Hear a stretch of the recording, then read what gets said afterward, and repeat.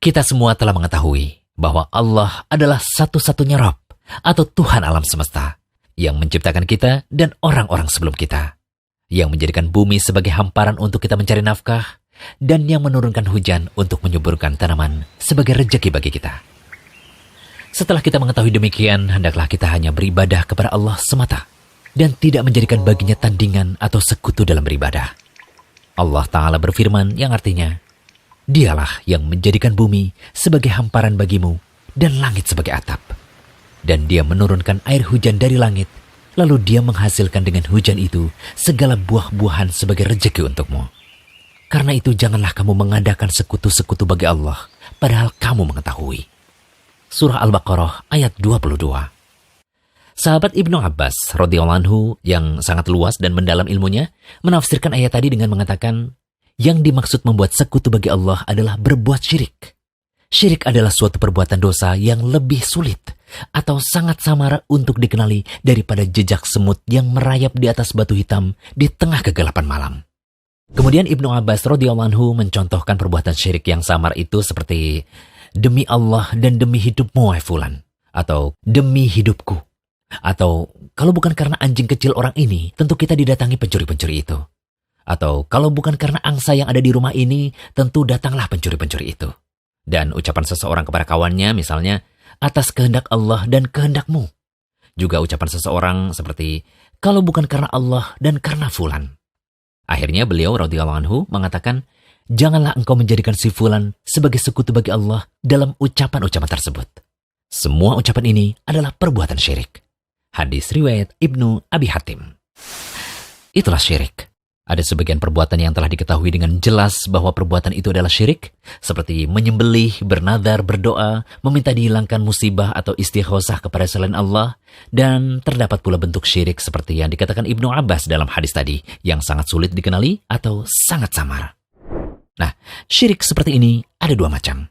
Pertama, syirik dalam niat dan tujuan. Ini termasuk perbuatan yang samar karena niat terdapat dalam hati, dan yang mengetahui hanya Allah Ta'ala. Seperti seseorang yang sholat dalam keadaan ingin dilihat atau riya, atau sum'ah, ingin didengar orang lain. Tidak ada yang mengetahui perbuatan seperti ini, kecuali Allah Ta'ala. Kedua, syirik yang tidak diketahui oleh kebanyakan manusia.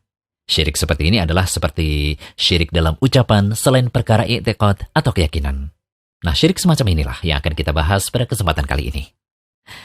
Salah satu di antara bentuk syirik yang sering diucapkan oleh lisan manusia, tetapi belum banyak yang mengetahui bahwa perkataannya termasuk dalam perbuatan syirik, adalah mencela makhluk yang tidak dapat berbuat apa-apa. Misalnya nih, bencana ini biasa terjadi karena bulan ini adalah bulan suruh.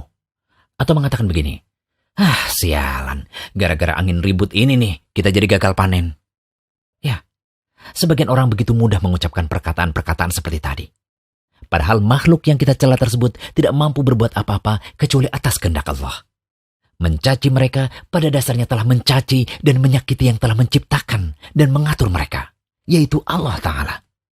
Dalam sebuah hadis qudsi, Rasulullah SAW bersabda, Allah Ta'ala berfirman, manusia menyakiti aku. Dia mencaci maki masa atau waktu, padahal aku adalah pemilik dan pengatur masa.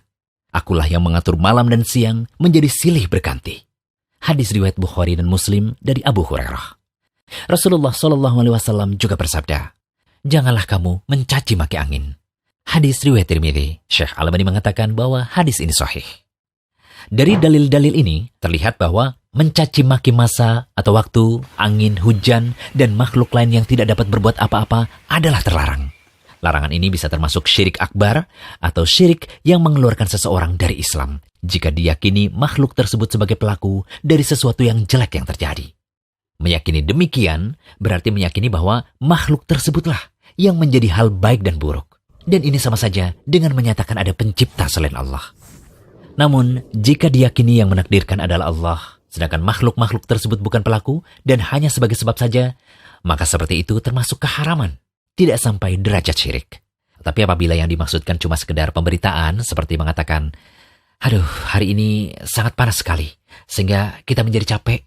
Nah, ucapan seperti ini tanpa tujuan mencela sama sekali, maka seperti ini tidaklah mengapa.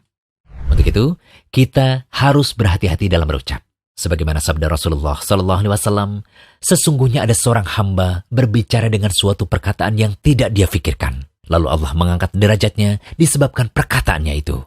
Dan ada juga seorang hamba yang berbicara dengan suatu perkataan yang membuat Allah murka dan tidak pernah dipikirkan bahayanya. Lalu dia dilemparkan ke dalam jahanam.